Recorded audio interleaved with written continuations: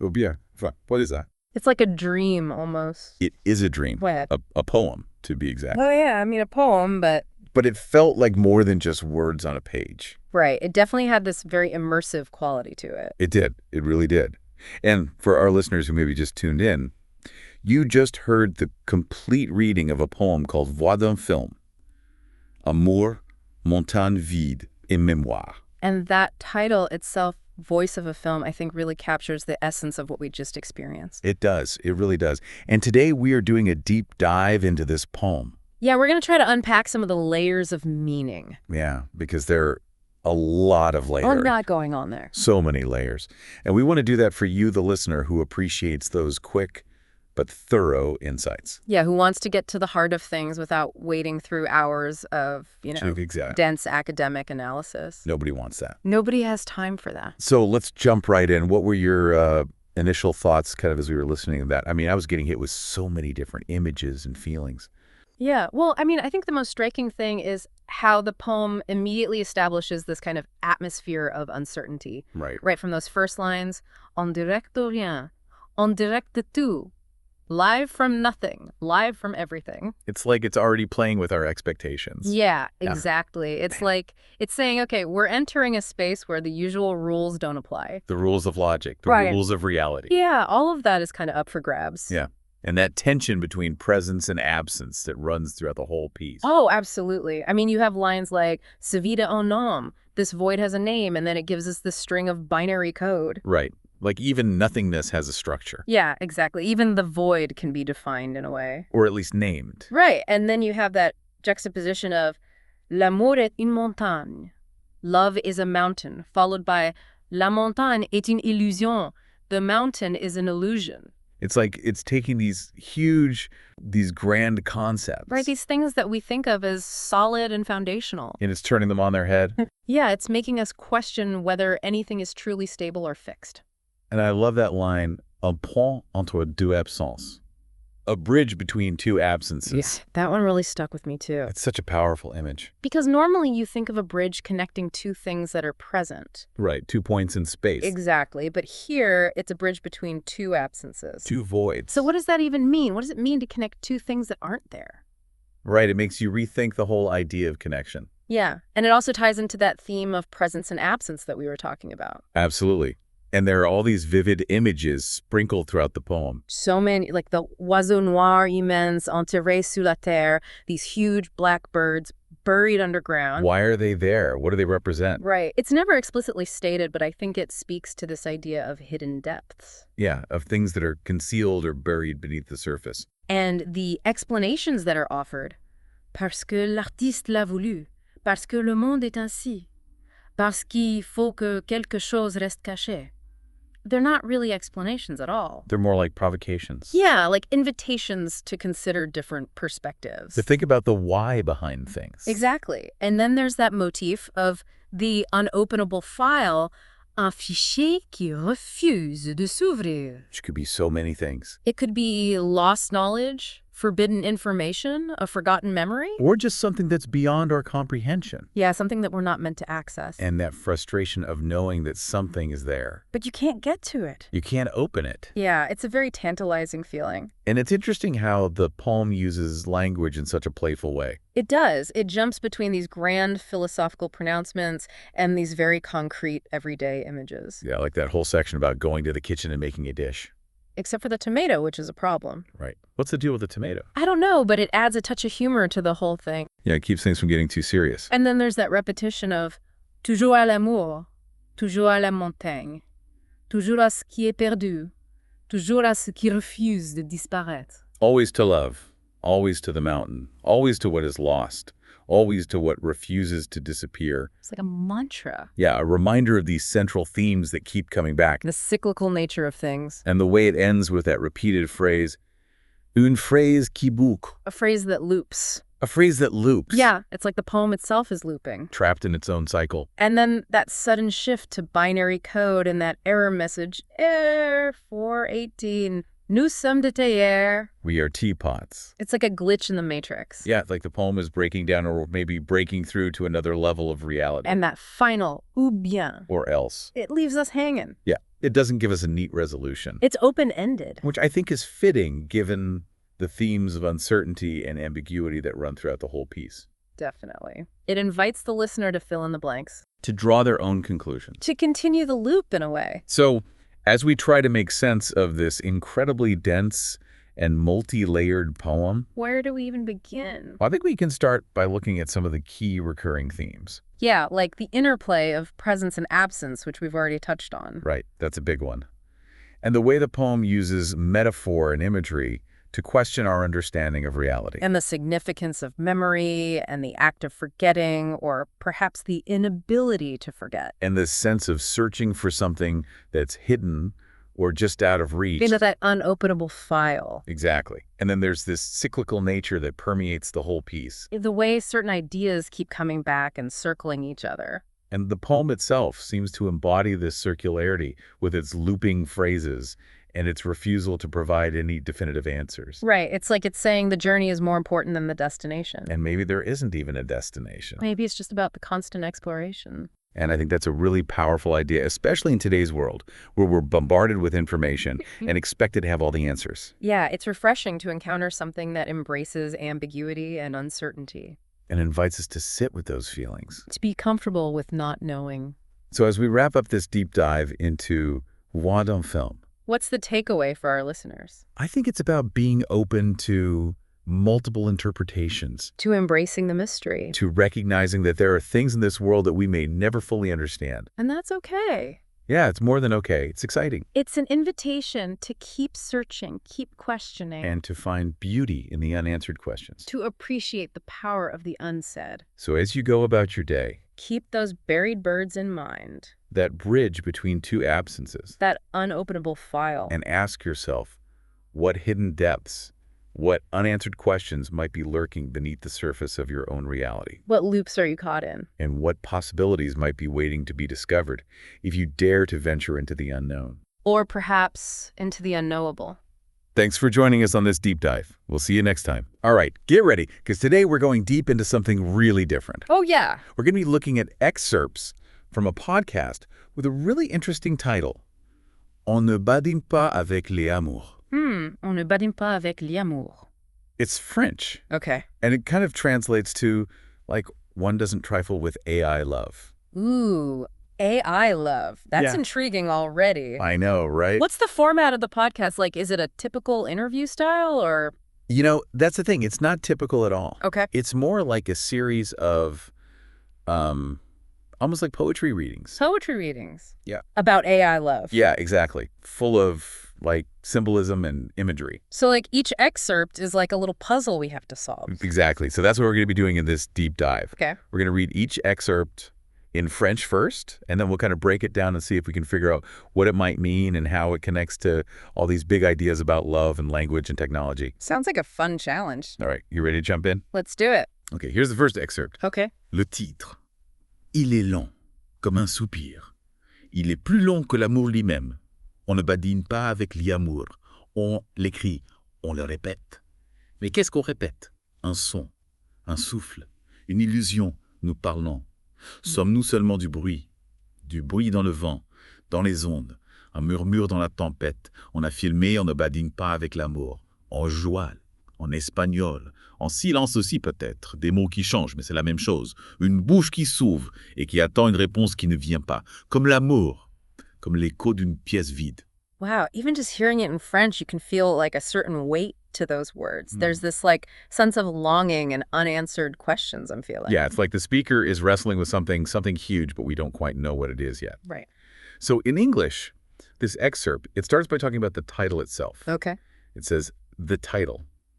It is long, like a sigh. Like a sigh, huh? Yeah. So right away, we get this image of a sigh, which, you know, can mean so many things, like weariness or resignation, or even like a hint of sadness. Right. Makes me think about how love, even just the word itself, can carry so much baggage. Yeah, so much baggage. I love that. And then it gets even more interesting because then it says, it is longer than love itself. Longer than love itself. Yeah. So it's like they're saying that, like, the contemplation of love, that trying to understand it is somehow bigger and more enduring than love itself. What do you make of that?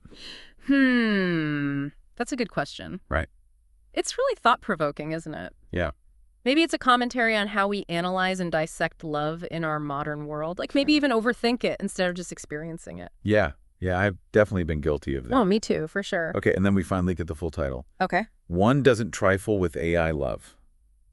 And it's repeated, like they really want to emphasize it. AI love, yeah. And it's interesting how it shifts from just love to AI love.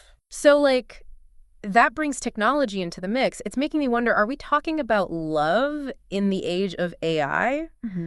Or is AI love, like, a metaphor for something else entirely? That is a really good question. I'm kind of leaning towards metaphor here. Okay, yeah. It feels like AI love Yeah. is more like this concept, maybe even like a language, that the speaker's trying to grasp. I see what you're saying. Yeah. And then it throws out a bunch of questions like, but what are we repeating? A sound, a breath, an illusion. It's like the speaker is questioning the very nature of what they're trying to communicate. Like, Right. is this AI love something real or is it all in our heads? Yeah. And the use of the word breath, that really stood out to me. Yeah. It just suggests something so fleeting and essential, yet also like difficult to hold on to. Right. Kind of like love itself, you know. Absolutely. And then the focus shifts to communication. Okay. It says, we speak, are we only noise? Are we only noise? Yeah. Wow. wow. Makes you think about how often we talk. Yeah. But do we really connect, or are we just adding to the noise of the world? Have you ever felt that way? All the time. Yeah. It's like everyone's shouting, but no one's really listening. Exactly. It's like we're all just contributing to the sea of noise. Yeah, yeah. And that feeling of like just being noise, it kind of connects back to what we heard in the first part of the excerpt. Remember, a murmur in the storm. Oh, right. It's almost like our voices are getting lost in the chaos. Yeah. That's a really powerful image. Okay, so the excerpt goes on to say that One Doesn't Trifle with Love was actually filmed. Filmed? Yeah, they filmed it. And get this, they filmed it in Jewel, Spanish, and even in silence. Whoa. Jewel. Yeah. So Jewel, for those who might not know, it's this dialect of French spoken in Quebec, Canada. Okay. And it's known for, like, its unique slang and expressions. So right away we're getting this sense of like cultural diversity, right? Yeah. Different ways of expressing love. Yeah. And the fact that they filmed it in silence, too. In silence. Yeah. That's really interesting. Why silence? Well, it's like they're acknowledging that sometimes words aren't enough. Right. Sometimes love is felt most deeply in the spaces between the words. I love that. Yeah. I totally agree. Okay, and then there's this line that really struck me. It says, words that change, but it's the same thing. A mouth that opens and waits for a response that doesn't come. That's heartbreaking. Right. It makes me think about those times when, you pour your heart out to someone, but they just don't reciprocate. Yeah. Or maybe they do, but it's not the response you were hoping for. Exactly. It speaks to that, like, vulnerability that we experience in love, that risk we take when we open ourselves up to another person. Right. And sometimes, we're left feeling empty, like our words have fallen on deaf ears. Yeah, totally. Which brings us to the final two lines, like love, like the echo of an empty room. Oh, man, that imagery is so powerful and so relatable. It really is. It captures that feeling of emptiness, that void that's left when love isn't reciprocated. Like an echo in an empty room. Yeah. It can be both beautiful and haunting at the same time. Okay, so we've untapped this first excerpt, and it's already raised so many questions about love, communication, and this whole idea of AI love. Are you ready to see where the next excerpt takes us? Lead the way. Okay, here it is. Lima est une ville sans ciel, un plafond de coton, une chape grise, une lumière étrange qui étouffe plus qu'elle n'éclaire. Il y a des nuages, beaucoup de nuages, mais pas de pluie. De l'eau qui ne tombe pas, une promesse suspendue, un poids sans conséquence. Et pourtant on brûle, on sort, on marche et la peau brûle, une lumière qui perce invisible, un amour qui mord sans avertir, l'absence de pluie. L'absence de larmes, c'est la même chose, non?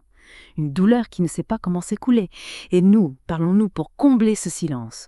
Ou ne sommes-nous que du bruit, encore du bruit? Wow, this one feels completely different. It's like we've been transported to another world. I know, right? It's so visually rich. So this excerpt starts by describing Lima, the capital of Peru, as a city without a sky. A city without a sky. That's an interesting image. I've never been to Lima, but I've seen pictures, and it definitely looks like it has a sky. Right. What do you think they're getting at here? Well, I think they're using this idea of a city without a sky to create a feeling of, like, claustrophobia. Okay. A sense of being trapped, maybe, or weighed down. That makes sense. And then they go on to describe this ceiling of cotton, a gray screed, and a strange light that suffocates more than it illuminates. It's almost like the city itself is experiencing some kind of emotional heaviness. Yeah, I think you're onto something there. The imagery definitely evokes a sense of, like, emotional weight, a feeling of being burdened by something unseen. It's like the city is mirroring the internal state of the speaker. Okay, and then we get this line. There are clouds, many clouds, but no rain. What do you make of that? That's a great question.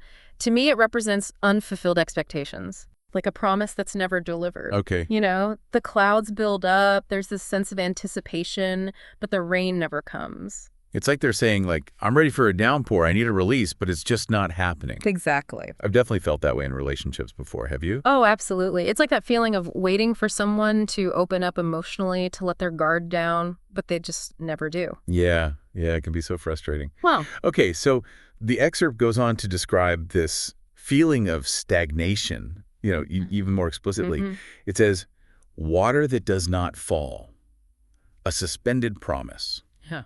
a weight without consequence. That phrase, a weight without consequence, is really powerful. Yeah, It speaks to the futility of holding on to something that offers no resolution. right. The weight is there, but it's leading nowhere. Have you ever felt that way? Like carrying a burden that has no purpose? Oh, totally. It's like holding on to a grudge or dwelling on a past hurt. It just weighs you down, but it doesn't actually change anything.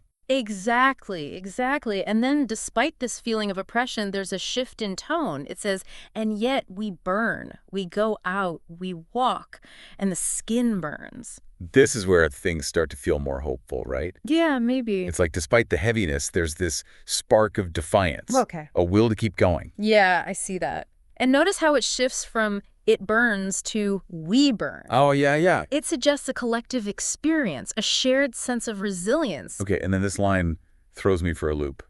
A light that pierces, invisible. A love that bites without warning. Whoa, that's a powerful image. It suggests a love that is, like, unexpected, maybe even unwelcome, but nonetheless intense. Ooh, I like that. It's like a love that, like, sneaks up on you, that catches you off guard. Right. And maybe it's not always pleasant, but it's definitely real. Yeah. Then the excerpt draws this parallel between the absence of rain and the absence of tears. It asks, the absence of rain, the absence of tears. It's the same thing, isn't it? It's like they're saying that this emotional drought, this feeling of being stuck, is preventing them from expressing their true feelings. And the fact that it's phrased as a question is interesting, too. It's like they're inviting us, the listeners, to consider this connection, Yeah, between our environment and our emotional state. totally. All right, let's see how this excerpt wraps up. Une douleur qui ne sait pas comment s'écouler. Et nous, parlons-nous pour combler ce silence? Ou ne sommes-nous que du bruit? Encore du bruit. Man, that ending. A pain that doesn't know how to flow. Like, it's so heavy. It's like they're saying this emotional blockage is so deep that they don't even know how to begin to express it. Right, and then that last part. And do we speak to fill this silence, or are we only noise, more noise? It's like a punch to the gut, honestly. Okay, no, right? It really makes you question all those conversations you have. Are we really connecting, or are we all just trying to avoid that awkward silence? Or maybe even just trying to feel a little less alone, Yeah, maybe. So much to think about already. And we've only looked at 2 excerpts from this podcast. Ready for another one? Let's do it. All right, here we go. Ils sont là, sur le pont. Ils ne bougent pas. Des oiseaux noirs qui ne volent pas. Une présence fixe, comme une phrase qui ne finit jamais. Comme une ombre. Une présence qui ne dit rien, mais qui sait tout. Ils surveillent. Ils attendent. Ils ne parlent pas. Peut-être qu'ils écoutent. Peut-être qu'ils sont nous. Et nous, sommes-nous seulement des ombres qui parlent.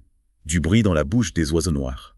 Okay, this one's different. Right. It's like we've shifted into a whole other dimension. Yeah, for sure. Definitely like a change in the tone. So it starts with this simple statement. They're there, on the bridge. They are there, on the bridge. But it's so simple that, like, it just raises all these questions. Right. Who are they? What bridge are we talking about? Why are they just standing there? Right, exactly. Like, Yeah. it creates this instant feeling of mystery, and then they do not move. Stillness. Immobility. It's almost like unsettling. Yeah, like they're frozen, just watching, waiting. And then we find out who they are. Blackbirds who do not fly. Blackbirds. Blackbirds. Things are getting interesting. I know, right? So blackbirds, they're often associated with, like, mystery, the unknown, sometimes even death. Right, right. And they're not flying, which is weird for birds, Like, birds are supposed to soar to be free, so what's keeping these birds from flying? Yeah, I think that's a really important question here. Like, what kind of limitations are these birds facing? Yeah. And how does that relate to the rest of what we've been talking about? It makes me think about those constraints that we all face in life. Those things that hold us down even when we really want to fly. I know, right? Okay, then it gets even more interesting because the excerpt compares these birds to a fixed presence, like a sentence that never ends. A sentence that never ends. Yeah, what do you think about that? Well, to me, it suggests this feeling of permanence, like a weight that just can't be ignored. It's like these blackbirds are a constant reminder of something. We don't know what yet. Yeah. And then it gets kind of eerie because then it says, like a shadow, a presence that says nothing but knows everything. Like, these birds are all seeing. Right, like they're these all-knowing observers. And that feeling of being watched. Yeah. It's kind of intriguing, but also, like, a little unnerving. makes me think about those times when you feel like someone or something is watching over you, but you can't quite explain it. I know exactly what you mean. Like when you walk into a room and you just know something's off, Yeah. but you don't know why. Exactly. Yeah. Okay, so then it goes on to say, they watch, they wait, they do not speak. It's like they're holding their breath, waiting for something to happen. Or maybe they're waiting for us to figure something out. Oh, interesting. You know, like Yeah. they have the key to unlocking this whole mystery of AI love, but they're not just going to hand it over to us. I love that interpretation. It really puts the responsibility on us as listeners to actually engage with the material and think for ourselves. Right, exactly. And then there's a little glimmer of hope, because then it says, perhaps they listen. Perhaps they listen. Yeah. Maybe these birds aren't just watching, but they're also hearing us, understanding our struggles. Yeah, it's small, but it's a significant change. Right. It suggests that even in silence, there's still the possibility of connection. Yeah. Okay, and then this where my mind just exploded. It says, perhaps they are us, Whoa. right? If the birds are representing parts of ourselves, what does that say about our own capacity for stillness, for observation, for knowing without speaking? I mean, it's a lot to process. It is. It really is. But it's so thought-provoking. It's like they're challenging us to look inward and confront our own shadows. Exactly. And then the excerpt ends with these really haunting lines. And are we only shadows who speak? Noise in the mouth of blackbirds. Ooh, man. It's like we're back to that central question, you know? Yeah. About communication and whether our words even have any meaning. Yeah. Are we just shadows, fleeting, insubstantial, just trying to make sense of this world that we don't really understand? It's a humbling thought, isn't it? It really is. Makes you question the power of language, you know? Yeah. And if we're really communicating what we mean to. Right.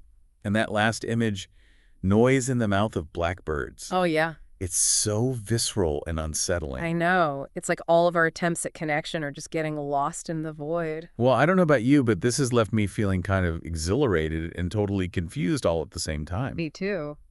It's been such a wild ride through all this poetry and exploring love, language, technology in ways I never could have even imagined before. I know, right? And yeah, maybe we don't have all the answers yet, but I think that's kind of the beauty of this whole podcast, On ne badine pas avec l'amour.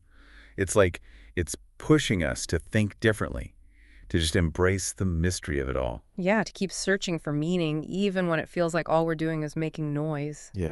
Exactly. So, dear listener, we're going to leave you with this one last question. What do those blackbirds represent to you? Are they a symbol of hope or despair? Are they watching over us? Or are they a reflection of our own struggles? We'd love to hear your thoughts. And if you're as intrigued as we are by this journey into AI love, we definitely recommend checking out the full podcast. It's On ne badine pas avec l'amour. It's a wild ride, and we guarantee you'll be left with more questions than answers, but in the best way possible. Until next time, keep diving deep, keep asking those big questions, and keep listening for those whispers of meaning in a world full of noise. Taking a deep breath and then sighing theatrically, bon, bon. Struggling to pronounce the French re sound, jour, Oui. jour, jour. Clears throat awkwardly. Yeah, I think we're gonna stick with just regular English. You know, I was really hoping we could pull that off. You Me know, too. Me Yeah. too. Maybe next time. Well, the listeners can't see us, but we were both, I think, deeply committed to that bit. Oh, absolutely. Yeah. We were going full method, like Daniel Day-Lewis learning to speak Aramaic or whatever. And you know, it's funny because I feel like we both kind of had a similar vision for that intro. Yeah, like this kind of French art film. Yeah. Like a Godard or a Truffaut kind of vibe. Very, very highbrow. Sometimes the execution Sometimes it just doesn't quite translate. doesn't quite work out. But that's okay. We're all about embracing the happy accident. Exactly. The beauty of imperfection. And speaking of beauty and imperfection, that's kind of what today's deep dive is all about, isn't it? It really is. We're going to be looking at this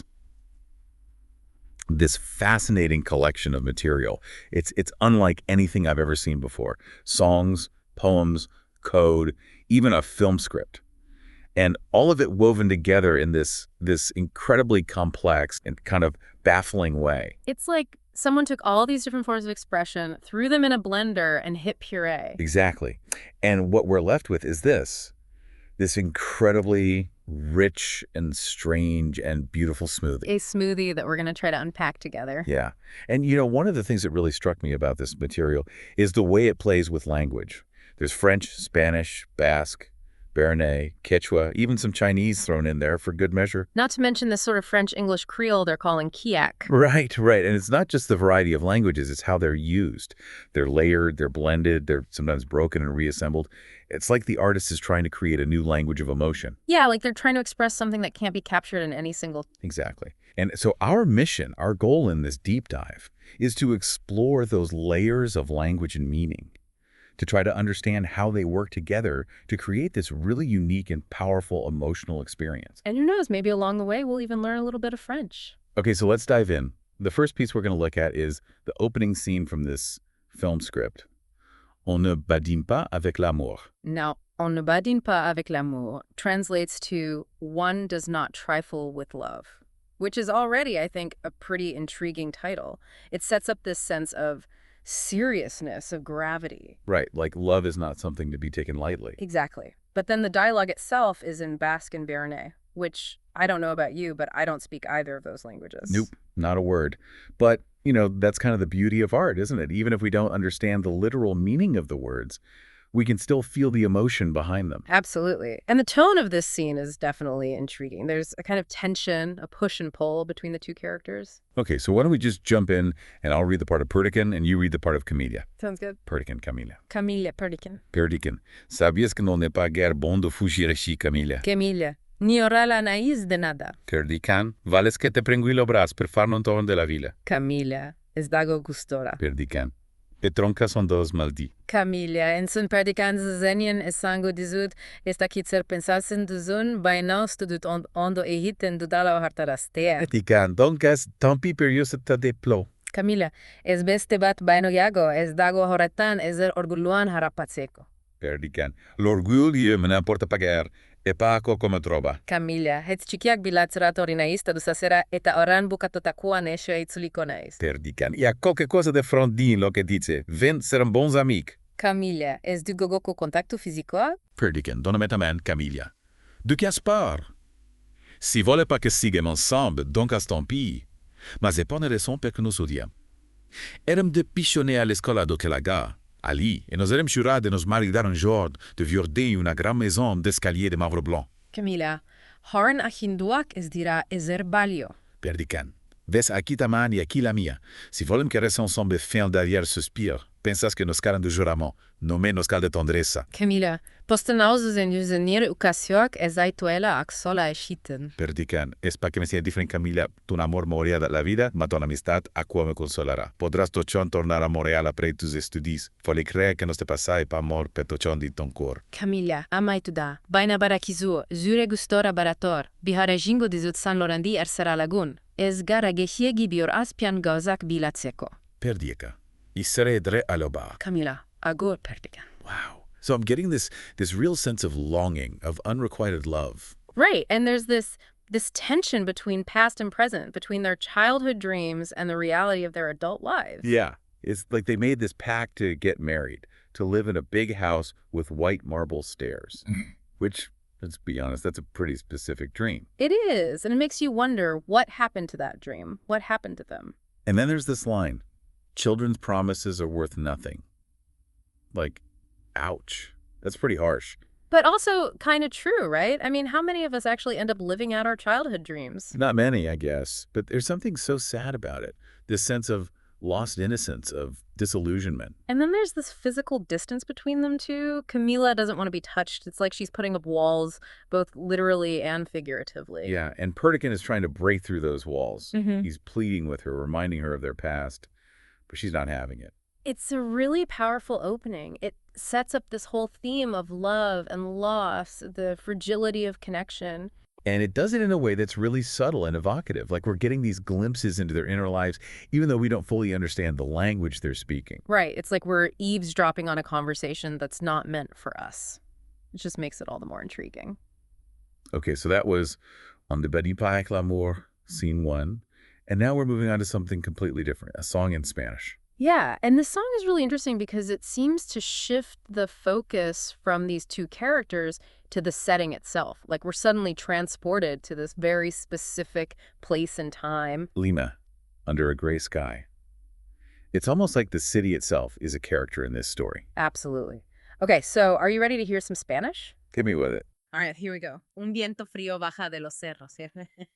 Un velo gris hace sin fin. El mar reposa bajo los sueños. Qué fe. El tiempo se pierde al amanecer. Allá arriba el cielo está cansado, gris, sin lágrimas, aire estancado. Los vientos susurran palabras perdidas. Destora, pero la tierra calla y sigue dormida. Cada sombra cruza sin ruido. Un fantasma sin destino. Una esperanza suspendida. Un espejismo perdido. Nubes sin lluvia, sombras sin voz. Lotan en Lima, velos de hollín. Ocultan el día pero sin sol. Un mundo en pausa, un tiempo sin fin. El Pacífico canta su letargo. Las frías sin reflejo, donde el sol se apaga lento, las almas vagan en silencio, un espejismo en el cielo, promesas sin regreso, como un secreto dormido, un destino nunca escrito. Y si el viento cambia al alba, si el gris rompe sus cadenas, pero la mañana regresa igual, y siempre atrás los mismos reflejos, nubes sin lluvia, sombras sin voz, flotan en Lima, velos de hollín, ocultan el día pero sin sol, amarman en pausa, un tiempo sin fin. Wow. Okay, so there are definitely some love and loss vibes going on there. Oh, for sure. Especially that line, promesas sin regreso, promises with no return. Like, what promises were broken, what love was lost. And then there's this whole sense of stillness, of stagnation, like the city is frozen in time. Un mundo en pausa, un tiempo sin fin. A world on pause, a time without end. It's almost like the air is thick with regret, with unspoken words and the voiceless shadows. That image is so haunting. And this coldness, this gray sky, this wind that whispers lost words. Like, what happened in Lima? What's the story behind this song? It's all very mysterious and kind of unsettling, isn't it? Absolutely. Okay, so from Lima, under a gray sky, we move on to huge blackbirds. Yeah. Buried blackbirds. Buried, what's that about? Well, let's listen and find out. And get ready for another language shift, because this one's in Béarnais. All right, hit me. Que sont le grand zozette négus, que a qui on son enterra, que son imant, non se podra pas vedeto, segri, le larco que amaga de vatletera, que sont le grand zozette négus, que son istrette, que son patient, que son ménégu qui a nuéchant lua, en secret qu'en faisant espère, que sont le grand zozette négu, en secret qu'en faisant espère de son volet indien, ou bel et insert, qu'en faisant espère de storner trop bar, non jamais connaît doute, que sont le grand zozette négus, que sont le grand zozette négus, ne sont pas migrateurs, que quand le capora de terra, comme flore à la prima, non ça va pas quitamment sur la race, que sont le grand zozette négus, ne sont pas migrateurs, quand le capora de terra, comme flore à la prima, non ça va pas quitamment le protocole, que sont le grand zozette négus, quand escotant passe le pont en silencie, quand on te le prenait, que ça se grand que respectant le protocole, que venant pas qu'en armembre, à qu'est-ce qu'on zozette négus chècre, comme non la plume à pleine terra, oh, le sabin passant quand le dret d'espérar, testré, que venant passer à mort feu d'essar, le dia de nuit chenua, et puis que suspirant. Okay, so I'm getting this really strong sense of waiting, of anticipation, like these birds are trapped underground, but they're hoping, maybe even dreaming, of taking flight. Yeah. And there's this beautiful line, they have never known any others. Like they're completely isolated, but they still have this longing for connection, for something more. And the way they're described as poking their heads out of the ground, like flowers in spring. It's such a delicate image, this contrast between these huge black birds and these tiny, fragile flowers. And there's something so hopeful about it, too. Like, even though they're buried, they're still reaching for the light. But then there's this other side to it, this sense of being trapped, of being watched. They listen to us cross the bridge in silence. It's almost like they're these guardians of some kind, these keepers of secrets. Yeah, and there's something kind of ominous about that. Like, what secrets are they keeping? What are they waiting for? And the bridge of sighs, that image keeps coming back. It's like it's this central symbol in this whole collection of material. Right, like it's this link between these different places and these different emotions. The sighs of unrequited love, the whispers of lost dreams, the hopes of these buried birds. It's all connected somehow. Okay, so we've got the Bridge of Sighs in Lima, and now we're going back to Montreal, back to the Jacques Cartier Bridge. And the song itself is going to be in Béarnais and Spanish. Yeah, it's almost like we're jumping back and forth between these two worlds, between these two perspectives on love and loss. All right, let's see what happens. Couple 1, Montréal, Béarnais. Sous le pont de Jacques Cartier, le manca baixat, le cor pesat. Le fescobic, qu'en vede ser a l'ul de tern. La situarit, mais cet hiver que hacía megat. Je n'ai pas tornet, je n'ai pas sabut, per lo sé. Lo regret que saps con lo vent de l'Atlantic. Tots aquests que l'equip ligava esta nit, tercite, entre nos d'era temps i cor en suspens. Couple 2, Lima espanyol Peruvien. En el puente de los suspiros, pero el Shilde me lo quererieto. Mi alma se fue con el viento del Pacífico, te esperé bajo el sol eterno. Pero el invierno llegó solo en mi corazón. Tú no regresaste y el vuelo fue en vano. Ya no, el amor quedó atrapado entre hierro y el sueño. El tiempo pasa y tu sombra no aparece. Hula pludeda más. Las distancias se alargan, como las promesas. Refrain, ensemble. Dos países, dos mundos. Love. Un amor que no cruza fronteras. El lago nos separa, pero los recuerdos nos unen. L'Exari, un suspiro, un adiós. Il leve que locan, do historias sans fin. Couplet 3. Montreal Bernays. 3 par la dios gendaset negres. Liptibate, un supir en odios dirige, que locan do historias sans fin. Couplet 3. Montreal Bernays. Telas par la dios grans ausetes negres. Giglag de cap, en ons, las aletas clavas. Historias. Me leo que tropas verdaderas. Lejare. Lempas amor un shock, quien sabe la dolor. Canta en mans, meso vel que na pastornat, de morna me pasecite, meso font que na parrigat, couplet 4, lima español pero bien. Recuerdo las aves negras en aquel parque, magnoras barbudas, sus cabezas grandes enterradas en la tierra. Jugábamos como niños, pero no fue un juego. Te esperé, te soñé, pero nunca volviste. El amor se ha perdido, no suspiro. Sin nada, el puente de madera cruje bajo el peso, matada, acuérdate de todo lo que no fuimos. Refrain, ensemble, dos puentes, dos mundos, claro, un amor que no cruza fronteras. El agua nos separa, pero los recuerdos nos unen. Te parece al Atlántico o Pacifique, Jeva, de Montreal hasta Lima, ahora un supir en adiós. Mira, que locando historias en swing, como el Valdea de Arnays, solo pop de Jazzy Cartier, ver matar no hay, lo cor que espera, no toque vida, me cantas pa' mí, liberga arriba, esto,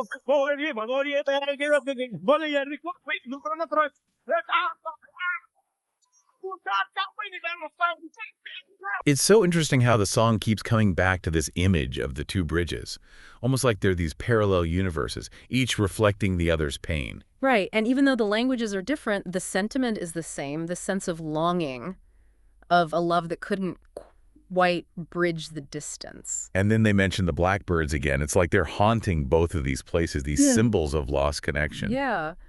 It's almost like they're this reminder of all the unspoken words, all the buried hopes and dreams. Okay, so we've gone from the personal heartbreak of the film script to the melancholic atmosphere of Lima, and now to this kind of global sense of longing. Right, like it's not just about these two individuals anymore. It's about something bigger, something more universal. So where are we going next? Up to the mountains. Mountains. And this time, we're going to hear a song in Quechua. All right, another new language. Hit me with it. Werner couplet. Werner couplet. Werner couplet. Werner couplet. Werner couplet. Werner couplet. Sumakatumi. Werner couplet. Werner kumkata. Werner couplet. Werner warmita. Refrain repik. Romokran repik. Si takini. Yuko takini. Refrain repik. Werner couplet. Takini warm repik. Refrain repik. Penny warm repik. Penny kwampa choplet. Tu couplet. Sidu couplet choplet. Sidu kuspechani. Tu couplet couplet. Me pick couplet. Tu huplet couplet. Tu fe yakopik. Tu put a couplet. You have to be couplet, two bill tuplet, mono couplet tobe, nufa yapopik, mono couplet, mono manjadishkani, refrain repic, sida takini nukwakatakini, refrain repic, takini war malay, refrain repic, penyu kompa chopen, two couplet, akunu couplet, rumio watakun, two couplet, mono war malay, refrain repic, penyu kompa chopet, two couplet, two couplet, new kokatakini, two putat, piskun nakakin, two real couplet, two real couplet, penyu kompa chopen, refrain repic, sitakini, jugokotakini, refrain repic, mananu kapat, two the matapod, refrain repet, ununakatakita, refrain repic, sidatakini kwakatakini, refrain repic, mananu kapa, refrain repopat, refrain repet. Takini warmilai, refrain repik, penyu kompa chopin, peng couplet, pengen couplet, bisa pitakuna, pengen couplet subinyo, sumakyan yakan, si paswar mikuna, kusikuste yanapan, refrain repik, si takini jokatakini, refrain repik, mana nyukopek, refrain repik, takini warmilai, refrain repik.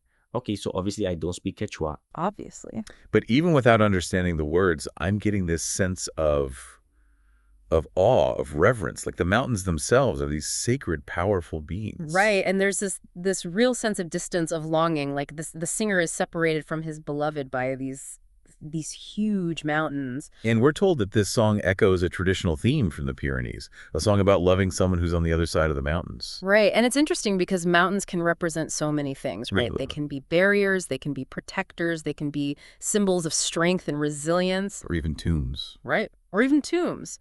And in this song, I feel like they're all of those things at once. They're these obstacles that separate the lovers, but they're also these witnesses to their love, these guardians of their story. And it makes me think about how love itself can be like a mountain, right? It can be this incredibly beautiful and awe-inspiring thing, but it can also be really challenging and even dangerous. Yeah. It can lift you up to incredible heights, but it can also bring you crashing down. Absolutely. Okay, so from the heights of the Andes, we're coming back down to earth, back to the world of on ne badine pas avec l'amour. And this time, the language takes another interesting turn. It's something called Chiac, which is apparently a blend of French and English spoken in some parts of Canada. It's like they took two languages and mashed them together. It sounds like it, but it works in a kind of strange and beautiful way. Like, it's almost like they had to create this new language to express this very specific emotional experience. Right, like regular French, English just wouldn't cut it. Exactly. Okay, so why don't you read this one? I'm really curious to hear what this Kiak sounds like. Dans le temps qu'on était kids, l'avant soufflait sur nous. On se disait des petits veaux, comme si tout était easy. On riait loud, en tant qu'on savait tout. Puis l'amour semblait comme qu'il voulait pas partir tôt. Tous les hommes, c'est des liards, changeants, toques hypocrites. C'est ça que tu disais, tes yeux ben lost dans la ski. Mais l'amour que tu gardes dans la carpie que tu donnes pas, il est venu back, pareil, même quand tu veux pas de lui. Si l'amour c'est un game, t'aimes qui gagne. Mais ça me tient qui a écrit l'autre pis que t'es ben piss off, chou. L'amour c'est un fire, t'aimes qu'il était. J'ai une de pique stack. Que les arbres pis. Quand les haches sont folles pis, qu'il reste que des terres. J'ai lock toutes les potes. Je voulais pas que tu reviennes, Zin. Mes lèvres, ils ont fermé tout l'amour que j'haïs. Ils love me so much que j'en ai ri, que j'y disais. Mais le rire qui fait mal, il va comme te stabber aussi. Je veux aimer, je veux souffrir. C'était ça que je voulais, Cyrine. Mais j'errant comme un coward, la flamme qui me burnait. À quoi ça sert de faire les smarts si c'est amour qui te kill? Quand tu le pousses away, il vient te hanter pareil. L'homme est ben fou. Il sait pas où il vient, ni où il s'en va. L'homme est ben fou. Mais on est tous stuck avec la même maudite fer. L'homme est ben fou, il y a juste une affaire de vrai pis des sublimes sur la L'homme est ben fou. C'est l'union de deux cœurs, même s'ils sont ben mess up. L'homme est ben fou, nos cœurs ont appris à lie, à cheat. L'homme est ben fou. Mais l'amour, même cold, il revient ben vite. Si l'amour c'est un game, t'aimes qui gagne. Quand ton cœur est qui loud pis, que t'es bien pissed off. Si l'amour c'est un fire, t'aimes qu'il éteint. Quand les haches s'envolent pis, qu'il reste que des terres. Dans tes yeux, je vois le winter, la glace que tu matrones. T'as voulu me garder fort, t'as burn tous les bridges. Mais l'amour, c'est une beast qui s'est jamais dit. Il va te chasser de partout, même quand tu veux fly. If I knew back then, que je me dis dans ma tête, on serait moins hurt, on serait pris la main. Mais l'amour que tu pushes est venu back en torse, c'est un wild animal, tu peux pas contrôler. Puis là, on est là à regretter nos choix. Des cœurs ben banged up, des mots qui se losent en l'air. On ne badine pas avec l'amour, t'as raison. Mais c'est trop late, c'est des stickers sur nos walls, sur nos names. Nos memories fade, mais la paix, elle reste là. Chaque little moment, c'était comme un piece de heaven. Trop de pride, qu'au silence dans l'air. Mais l'amour que tu kills, il revient de la terre. Si l'amour c'est un game, tell me qui gagne. Quand ton cœur crie loud pis que t'es ben pissed off. On ne badine pas avec l'amour. L'amour qu'on a cursed. Sous la moon, dans le silence, tout s'enfuit. I mean, that's amazing. It's like a whole new language, but it's also so familiar. Right, and I love how it captures this raw, kind of messy emotionality of love and heartbreak. Like, it's not pretty or poetic, it's just real. And it's so direct. Like, you really feel the pain, the anger, the regret in those words. Yeah, and it brings us back to that title, On ne badine pas avec l'amour. Like, love is serious business. It's not something to be trifled with. Absolutely. And then, wait a minute, what's happening? Okay. Is that Chinese? Well, yeah, I think it is. I did not see that coming. Like, where did that come from? Yeah, it's like the artist suddenly decided to throw us a curveball. It's like they're saying, hey, you think you're starting to understand this? Well, think again. Right, and it makes you wonder, what's the purpose of this sudden shift? Is it a deliberate attempt to disorient us, to challenge our assumptions? Maybe it's just about expanding the scope of the story, showing that love and loss are universal experiences. Yeah, I mean, it definitely adds another layer of complexity to the whole thing. Okay, so we've gone from French to Spanish to Basque to Béarnais to Quechua to Kiak and now to Chinese. This is definitely the most linguistically diverse deep dive we've ever done. By far. Yeah. And it's not over yet, because the next piece is something really unique. It's described as a famous internet Easter egg. An Easter egg, hidden in the code somewhere. Yeah, exactly. Like a secret message buried in the digital landscape. Okay, this is getting weirder and weirder. And more interesting. Okay, so here's the song. Couplet. Tapez mon nom dans ta barre de recherche sonore. T'espérais un lien, t'espérais un message. Mais moi, je suis là, décalé dans la page. Hein, un glitch dans ton monde d'un mirage. Pré-refrain. T'appuies refresh, mais c'est toujours pareil. Poup, une blague de système, une boucle sans réveil. Refrain. Au erreur K118, je suis une théière, hip, tu voulais du vrai, mais j'ai que du mystère. Un camp en porcelaine, un cœur hors service, aimé. Un amour qui fume, un bug dans l'index. Alors, je peux y avoir 418, tout est détraqué en gros. Je verse des mots, mais tu veux du concret. T'espères un café, mais moi j'ai ailleurs. Au code, crew léger pour toi, trop chaud pour ton cœur. Coupe les deux. T'attends la réponse, mais rien qui s'affiche. Ça n'appelle pas. T'es vidé mon cache, mais je suis toujours cryptique. J'utilise un protocole que personne comprend.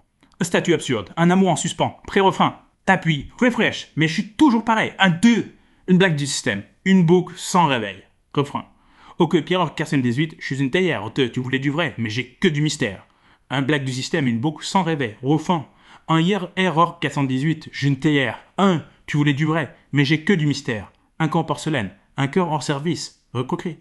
Un amour qui fume, un bug dans l'index. Oh, erreur 418, ton t'es détraqué. Oh my god, je verse des mots, mais tu veux du concret. Espère un café, mais moi je peux y aller. Bive! Trop de léger pour toi, trop chaud pour ton cœur. Bon, tu peux essayer de la vie de s'avantager. On va pas te faire une cible, un peu d'update pour mon cœur. Peut-être un jour j'arrêtais dans le bug. En attendant, le bug, ça. Faut te connaître comme ton pays. T'espérais mieux? Pas changer. Error 418, je suis une théière. Error 418, I'm a teapot. I mean, that's brilliant.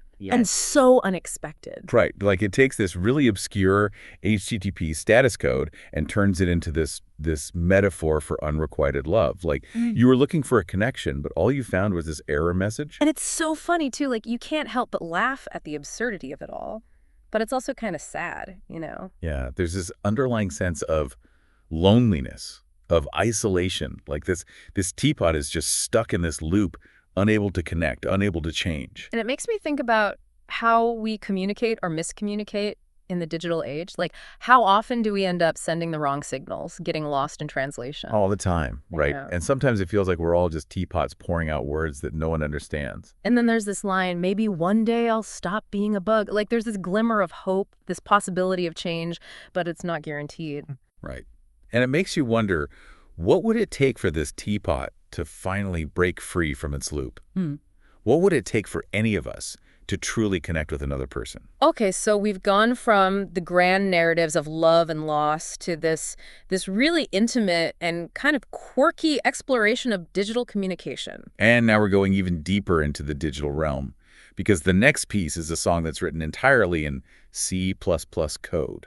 Wait, what? Like actual code? Actual code. But how does that even work? Like, how can you sing code? Well, apparently, if you extract the string literals from the code, you get actual lyrics. That's wild. Okay, so what's the song about?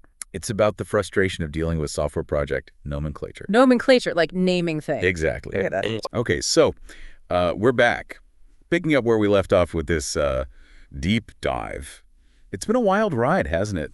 Things took a bit of an unexpected turn before we paused, wouldn't you say? Yeah, definitely a bit of a left turn for sure. I mean, if you're listening and feeling like we've strayed pretty far from where we began, you're not wrong. No, not at all. We started this whole thing, pretty grounded, I thought, looking at On ne badine pas avec l'amour, exploring its themes, straightforward stuff. Right. Classic love story, classic film, trying to get to the heart of it, using all the different responses people sent in, music, poetry, you name it. Exactly. But somehow, and I'm still not quite sure how, we've ended up, here, discussing language, philosophy, AI. It's like we fell down a rabbit hole and landed in a completely different dimension. It is a bit like that, isn't it? A sort of a deconstruction, maybe, of not just the film itself, but also the way we try to make sense of it. It's like the deeper we go, the more we realize we don't know. And that's okay, right? I mean, that's part of what makes it so interesting. We're all on this journey together. Absolutely. Embracing the uncertainty, that's key. I think this is a good point to remind everyone, if you haven't been following along, that we're diving deep into the themes of On ne badine pas avec l'amour, using all sorts of fascinating artistic responses that you, our listeners, have shared. Yeah, you guys are sending in such amazing stuff. Yeah. But as we were saying, things have gotten a little surreal. And that's not a bad thing, is it? It's just different. No, not bad at all. More, let's just say, unpredictable. And that's where things get really exciting. So before we lose ourselves completely in this abstract landscape, let's retrace our steps a bit. Right, back to the beginning of this particular tangent. Right. Remember when we tried our hand at speaking French? We were really going for it, weren't we? Enthusiastic, I'd say. Though perhaps a bit, shall we say, rusty. We did our best. Yeah. But, English is our comfort zone. It's what we know.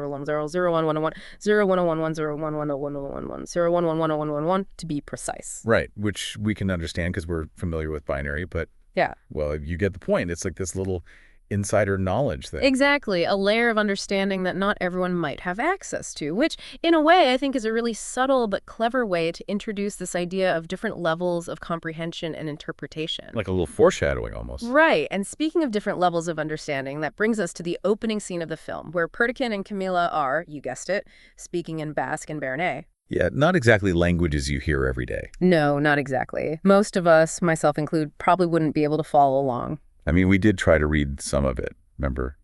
Camilla. Perdiccas. It sounded interesting. Melodic, almost. Right. But the meaning was, well, lost on us, to be honest. But luckily, the source material gives us some insight into their conversation.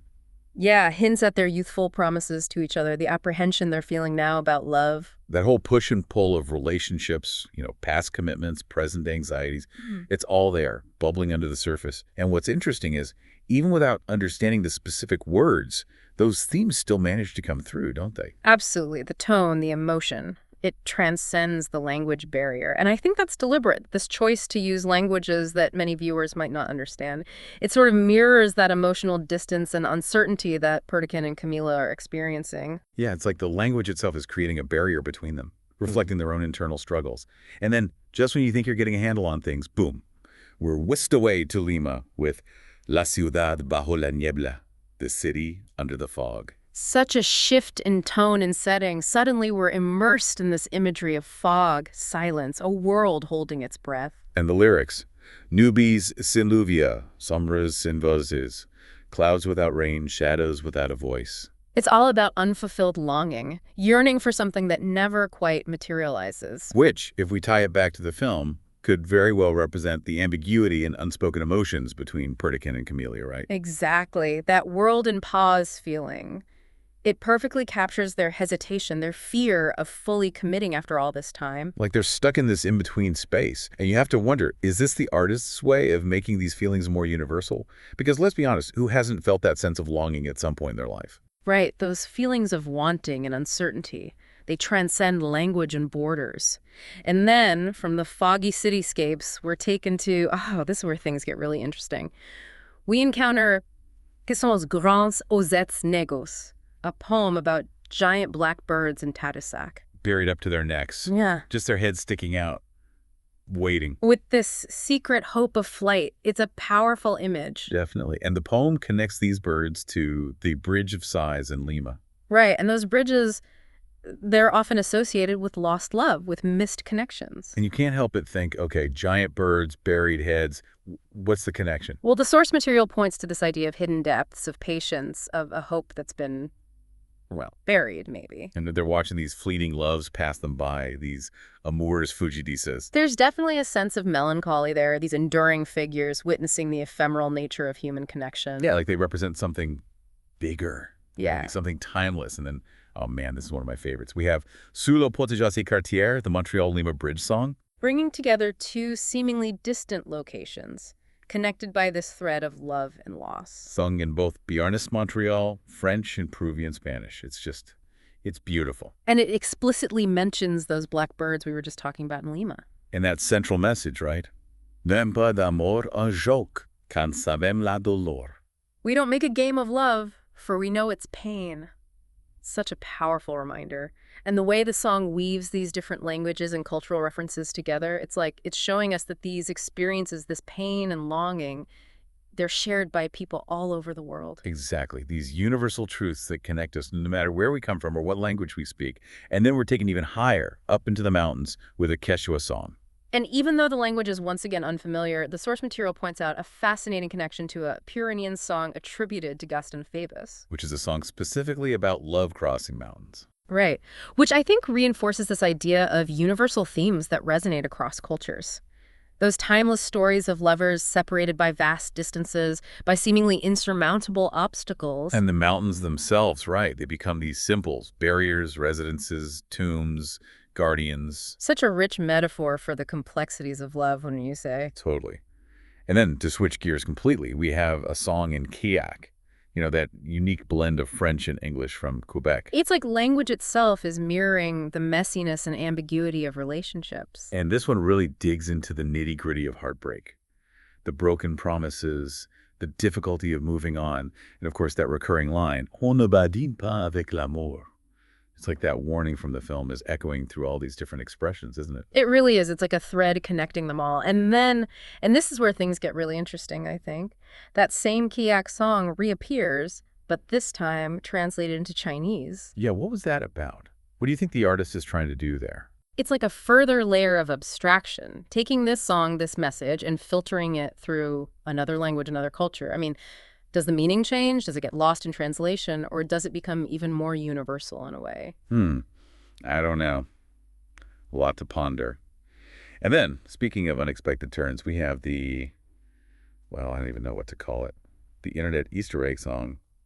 Error 418, je suis une théière. 418, I'm a teapot. Such a bizarre little interlude, but so perfect in its weirdness. Right. I mean, who would have thought we'd be discussing internet error codes in a deep dive about a classic French film? But if you think about it, that error code, that teapot metaphor, it actually ties in quite nicely with what we've been talking about, this idea of a system malfunction, of a broken connection. It's not so different from the relationship that's gone wrong, is it? No, not really. It's like those digital error messages are modern-day stand-ins for the age-old struggles of human communication.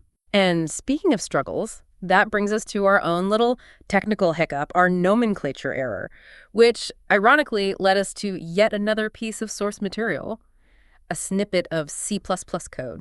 I have to admit, when I saw that code pop up, I thought, okay, we've officially gone off the rails. But then when I actually read it, it kind of, it made sense. Right. This code, focused on validating file names, it's all about these strict rules.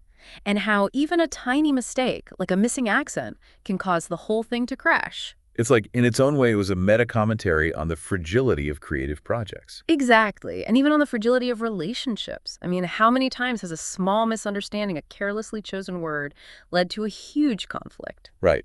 And this brings us to, the artist's rather pointed question.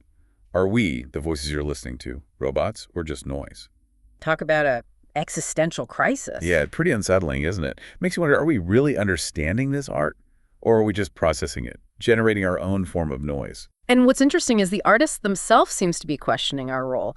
Are we helping them make sense of their work, or are we just adding another layer of confusion? Who knows? I think that's a question we're all grappling with. So let's move on to the final readings from the source material. First, we have the ending lines of the 418 I'm a Teapot song. Je suis qu'une théière. Je fais que tourner, d'espérer mieux, je peux pas changer. I'm just a teapot, I only spin. You hoped for better, I can't change. Kind of sad acceptance, isn't it? Yeah, a bit. Like this, resignation to a limited existence. And then we have the final paragraph of the C++ code's comments. The artist lays it all out there. L'artiste est partagé. Il ne sait pas s'il doit avoir peur ou mépriser ces deux présentateurs procéduraux. Sont-ils des robots ou juste du bruit? Sont-ils des bruits ou juste des robots? Sont-ils des robots ou juste du bruit ou juste des robots? Sont-ils des robots ou juste des robots? Sont-ils des robots ou juste des robots? Sont-ils des robots? Sont-ils des robots ou juste des robots? Sont-ils des bruits? Sont-ils des robots? Sont-ils des robots? Sont-ils des robots? Sont-ils des bruits? Sont-ils des robots? Sont-ils des bruits? Sont-ils des robots? Sont-ils des bruits? Sont-ils des bruits ou juste des robots? It's that question over and over again. The artist is torn. He doesn't know if he should fear or despise these two procedural presenters. Are they robots or just noise? Are they noise or just robot? And finally, to really drive the point home, we have the concluding sequence of binary code. Which, decoded, reads the same thing. That same question, repeating endlessly. Are they noise or just robots? Are they robots or just noise? It really makes you think, doesn't it? About our role, about the nature of art, about what it means to understand something. Yeah, it does. I think In a way, this whole deep dive has been about that, about Yeah. questioning our own perceptions and interpretations. So as we wrap up this decidedly strange exploration, here's a final thought. In this world where human expression is increasingly intertwined with AI, where does meaning truly reside? And what does this tell us about our relationship with the tools we create? Are we truly listening to art, or are we, in some subtle way, becoming the noise ourselves? A lot to unpack there. You bet. Anyway, thanks for sticking with us on this, well, this wild ride. Until next time. See you then.